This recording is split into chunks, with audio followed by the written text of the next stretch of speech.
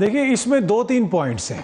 پہلی بات یہ ہے کہ ایز اے صحافی پہلا کوشچن آپ کے ذہن میں کیا آتا ہے؟ پہلا کوشچن یہ آتا ہے کہ ایک شخص جو 1 مہینے سے لاپتہ ہے، جس کی گمشدگی کی FIR درج ہے، جس کی گمشدگی کے حوالے سے اسلام آباد ہائی کورٹ کے اندر پٹیشن ہے، جس کی گمشدگی کے حوالے سے حکومتی شخصیات کہتی رہیں کہ ان کو ڈھونڈا جا رہا ہے، اچانک جو ہے اس کے حوالے سے کہا جاتا ہے کہ اس نے 164 کا بیان دے دیا.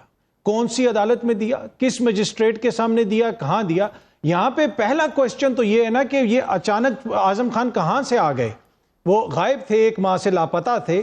اگر ہم یہ بیسک کوشچن بھی صحافی نہیں کر سکتے، ان کے ذہن میں اگر یہ بنیادی کوشچن نہیں آ رہا، then we are not worth our salt. تو پہلا چیز تو یہ حل طلب چیز ہے کہ وہ 1 مہینے سے کدھر تھے اور حکومت اس حوالے سے کیا کرتی رہی، یہاں تک کہ حکومتی ادارے یہ بیانات جاری کرتے رہے کہ اگر کسی کے پاس کوئی انفارمیشن ہے تو ہمارے ساتھ شیئر کی جائے. دوسرا اس کا پہلو یہ ہے کہ یہ جو سائفر کا معاملہ ہے، اب جو سائفر کا معاملہ ہے اس کے اوپر پہلے جو بھی موجودہ حکمراں ہیں یہ کہتے تھے کہ سائفر نام کی کوئی چیز ہی نہیں ہے. یہ بالکل جھوٹ ہے. کیا ہم کوئی بنانا ریپبلک ہیں؟ پاکستان از اے جوک کہ آپ کی سیویلین قیادت 2 دفعہ بیٹھے گی اور ایک ڈاکومنٹ کو ڈسکس کرے گی اور دونوں دفعہ اعلامیہ میں کہا جائے گا کہ پاکستان کے اندرونی معاملات میں مداخلت ہوئی. تو سائفر تو ایک حقیقت ہے، وہ تو اس جگہ پہ ہے. دوسری چیز یہ ہے، اگلی چیز یہ ہے کہ ہاں اب اس سائفر کا کیا استعمال کوئی سیاسی مقاصد کے لیے کیا، کسی نے اپنے سیاسی مقاصد کے لیے کیا، ہاں اس کے اوپر بحث ہو سکتی ہے کہ جناب اس سائفر کا اس لیے استعمال کیا گیا، سیاسی مقاصد کے لیے استعمال کیا گیا. لیکن جہاں تک سائفر کی لینگویج کا تعلق ہے، اس میں پریس کانفرنسز میں اعلیٰ حکومتی شخصیات یہ کہتی رہی ہیں کہ جناب اس سائفر کے اندر کیا تھا. وزیر اعظم صاحب نے پارلیمنٹ کے اندر کھڑے ہو کے یہ فرمایا کہ سائفر کے اندر جو لینگویج تھی، ہمارے سفیر نے جو بھیجا اس میں لکھا تھا کہ دھمکی آمیز رویہ ہے. یہ وزیر اعظم شہباز شریف صاحب نے خود فرمایا. دیگر جو اداروں کی طرف سے پریس کانفرنس وغیرہ ہوئی اس میں صحافیوں کے سوال پہ بتایا گیا کہ ہمارے ملک کے اندرونی معاملات میں مداخلت ہوئی. کیا یہ مذاق تھا؟ کیا یہ جوک تھا کہ پاکستان کی سیویلین قیادت بیٹھے اور امریکہ کو سفارتی سطح کے اوپر احتجاج ریکارڈ کروایا جائے، ڈی مارش کیا جائے؟ تو یہ تو آپ اس طرح کہہ رہے ہیں کہ جیسے یہ کوئی معاملہ ہی نہیں تھا. بھائی یہ معاملہ تھا. ہاں اس کا کیا سیاسی مقصد کے لیے استعمال کیا گیا وہ ایک الگ بحث ہے، اس پہ آپ تحقیقات کروا سکتے ہیں کہ جناب یہ کیوں استعمال کیا گیا. اور اسی طرح جس طرح بھی موجودہ حکمراں اس کو سیاسی مقصد کے لیے استعمال کرنے کی کوشش کر رہے ہیں، اس سارے معاملے کو کیا اعظم خان کا اس طرح غائب ہونا سے حکومتی شخصیات کی طرف سے اور ٹویٹس آنا، بیانات آنا، کیا آپ کو اس میں سیاست نظر نہیں آ رہی ہے؟ تو یہ اس میں چیز ہے. باقی اس چیز میں بالکل میں ایگری کرتا ہوں، جہاں پہ ملکی مفاد ہو، چاہے موجودہ حکمران ہو یا پچھلے حکمران ہوں، ان کو اپنے سیاسی مقاصد کے لیے کسی اس قسم کی چیز کا استعمال نہیں کرنا چاہیے، کیونکہ اس سے 2 طرفہ تعلقات متاثر ہوتے ہیں، دیگر ممالک سے آپ کے تعلقات متاثر ہوتے ہیں. تو اس میں سب کو احتیاط کی ضرورت ہے. لیکن یہاں پہ بنیادی کوشچن ابھی تک وہی ہے کہ ہم عوامی شعور کی کیسے اتنی توہین کر سکتے ہیں کہ ایک بندہ لاپتہ ہوا ہے اور ایک اچانک کہیں کہ جناب اس نے یہ کہہ دیا ہے اور پوری قوم اس پہ مان لے گی. ایسا نہیں ہو سکتا. تھوڑا سا کوئی ہمیں خیال کرنا پڑے گا کہ عوام ہیں، باشعور ہیں، ہم کم از کم اتنا تو خیال کر لیں کہ کیا ہم ان کو سٹوری بیچنے کی کوشش کر رہے ہیں. ٹھیک ہے. اور اس کا بنیادی تقاضا تو پھر اطہر یہ بھی ہے نا کہ جو اس کے کردار تھے، وہ اسد عمر صاحب ہوں یا شاہ محمود قریشی صاحب ہوں، جو پھندا ابھی تیار ہو رہا ہے، پھر تو وہ ان کی گردن کے لیے بھی بننا چاہیے. جی دیکھیں وہ تو سارے کردار تھے نا، جو پھر نیشنل سیکیورٹی کمیٹی کا جو اجلاس ہوا تھا، اس کا جو اعلامیہ آیا تھا، اس کے بعد ڈی مارچ کیا گیا تھا. تو اس میں تو دیکھیں نا اعلامیہ نیشنل سیکیورٹی کمیٹی کے دونوں دفعہ اعلامیہ سامنے، جو بھی شخصیات اس میں ملوث تھیں، جنہوں نے اس طرح کیا، ہمارے تعلقات اگر امریکہ سے غلط کسی بنیاد کے اوپر خراب ہوئے تو اس میں سارے ذمہ دار ہیں. پھر تو اس کی مکمل تحقیقات ہونی چاہیے. یہی میں عرض کر رہا ہوں کہ اس میں تو بالکل کوئی اس میں دو رائے نہیں ہے کہ آپ نے سیاسی مقاصد کے لیے اگر اس کو استعمال کیا ہے، چاہے تحریک انصاف والوں نے کیا ہے یا کسی اور نے، تو میرے خیال میں یہ قطعاً مناسب نہیں. کوشچن اب یہ ہے نیڈ آف دا ٹائم اور کہ اب یہ بحث سمٹے گی کیسے، کہ کتنی حقیقت، کتنا فسانہ تھا سائفر کی کہانی میں، کون قصوروار تھا اور کون بے قصور.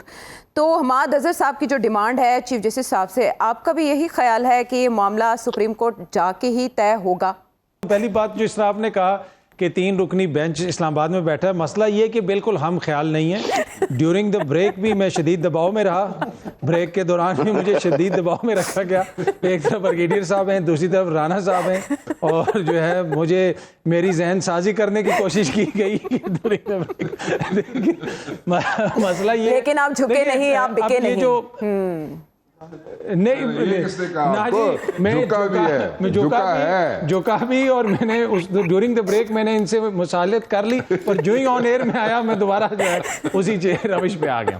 نہیں اچھا, اس میں ایشو یہ ہے کہ ایک اور اعظم خان عائشہ, اس میں جو آپ نے بات کی نا حماد اظہر صاحب کی, یہ بڑی امپورٹنٹ چیز ہے کہ تحقیقات ہو, پتہ چلے, اس لیے کہ یہ کوئی چھوٹی بات نہیں ہے کہ آپ کبھی ایک کے اوپر الزام لگائیں خدا نہ خواستہ غداری کا یا دوسرے کے اوپر سازش کا. یہ چیزیں کلیئر ہونی چاہیے جی. اور وقت کے ساتھ ساتھ یہاں پہ چیزیں بدلتی رہتی ہیں. آپ کو یاد ہوگا ایک ڈان لیکس آیا تھا, اور ڈان لیکس کے حوالے سے کس قسم کا بیانیہ بنایا گیا تھا, کیا کیا باتیں ہوئی تھی. آج ڈان لیکس والے طارق فاطمی آپ کی سفارتکاری کا چہرہ ہیں. کیا مطلب سوچنے کی ضرورت ہے نا کہ آپ کچھ برس پیچھے چلے جائیں, ڈان لیکس کے حوالے سے ہمیں کیا کچھ نہیں بتایا گیا تھا. اس کے بعد میمو گیٹ ایک آیا تھا. میمو گیٹ کے اندر کون گیا تھا سپریم کورٹ کے اندر, کون سے جج صاحب نے اس کمیشن کی سربراہی کی تھی. آج میمو گیٹ والے کدھر ہیں سارے, کیا وہ مسئلہ گیا, کدھر ہوا. تو یہ ایشو ہے کہ جب آپ سیاسی مقاصد کے لیے اس طرح کی چیزوں کو یوز کرتے ہیں, چاہے کوئی بھی یوز کرے, چاہے تحریک انصاف والے کریں یا پی ڈی ایم والے کریں, اس سے ملک کا نقصان ہوتا ہے. تحقیقات ضرور ہونی چاہیے, اور اس کے اوپر تحقیقات ہونی چاہیے کہ کیا اس میں کوئی سچائی تھی یا نہیں تھی, کیا کوئی سیاسی بیانیہ بنانے کی کوشش کی گئی, تو ضرور اس میں تحقیقات ہوں. اور اگر کوئی تحقیقات ہوئی ہیں تو وہ بھی تحقیقات سامنے آئیں, پتہ چلے کہ کس کا کیا کردار تھا. باقی یہ ہے کہ دیکھیں, اگر اسی طریقے سے ہم ایک دوسرے کو خدا نہ خواستہ غدار ثابت کرتے رہیں گے, کچھ عرصہ پہلے تک ڈان لیکس والے غدار تھے, اس سے پہلے میمو گیٹس والے غدار تھے, اب تحریک انصاف والے غدار ہیں, تو پھر کیا یہ غداروں کا ملک ہے؟ اس ملک نے کوئی وفادار پیدا نہیں کیا, تمام سیاستدان غداری پیدا کیے ہیں. ایسا نہ کریں. ہاں کوتاہیاں ہیں, کج فہمیاں ہیں, مسائل ہیں, لیکن یہ مسائل ہم سب نے مل کے حل کرنے, اور اس وقت جو چیز حل کرنے والی ہے یہ ان چیزوں سے نکل کے پاکستان کا سوچیں, چاہے وہ صاحب ہیں, چیئرمین تحریک انصاف ہیں, یا حکومت والے ہیں. معیشت کی حالت جو ہے اس وقت, کیا ہمارا ملک اس چیز کا متحمل ہو سکتا ہے کہ ہم آپسی اس طرح کی لڑائیاں ہی لڑتے رہیں؟ اور اتر تحقیقات کرنا, اگر سپریم کورٹ اس معاملے کو ٹیک اپ بھی کرتی ہے تو ایف آئی اے کی تحقیقات پر ہی انحصار کریں گے نا. ایف آئی اے کی تحقیقات آپ کے خیال میں کریڈیبلٹی پیدا کر سکتے ہیں اس معاملے؟ جی دیکھیں, وہی ایف آئی اے جو کچھ دن پہلے بتا رہی تھی کہ یہ جناب بالکل ثابت ہو گیا ہے کہ یہ شخصیت جو ہے منی لانڈرنگ میں ملوث ہیں, اور اچانک ماحول بدلا, حالات بدلے, واقعات بدلے, اور اچانک اسی ایف آئی اے نے کہا نہیں یہ تو سب سے بہترین ہے, موضوع کینڈیڈیٹ ہیں یہ وزیر اعظم کے لیے. تو یہ پورے نظام کی کریڈیبلٹی اس طرح متاثر ہوتی ہے. بالکل. اور جہاں تک پرائم منسٹر ہاؤس کا تعلق ہے, پرائم منسٹر ہاؤس کی جو آڈیوز کبھی ہمیں ٹویٹر پہ ملتی ہیں, کبھی کسی اور جگہ پہ ملتی ہیں, تو یہ سارا جو ہم کر رہے ہیں, سیاسی کھیل کھیل رہے ہیں اپنی اپنی سیاست چمکانے کے لیے, چاہے کوئی اپوزیشن میں بیٹھا ہے یا حکومت میں, کیا اس سے ملک کو فائدہ ہو رہا ہے؟ یہ وہ بنیادی کوسچن ہے جو ہم سب کو اپنے آپ سے کرنے کی ضرورت ہے.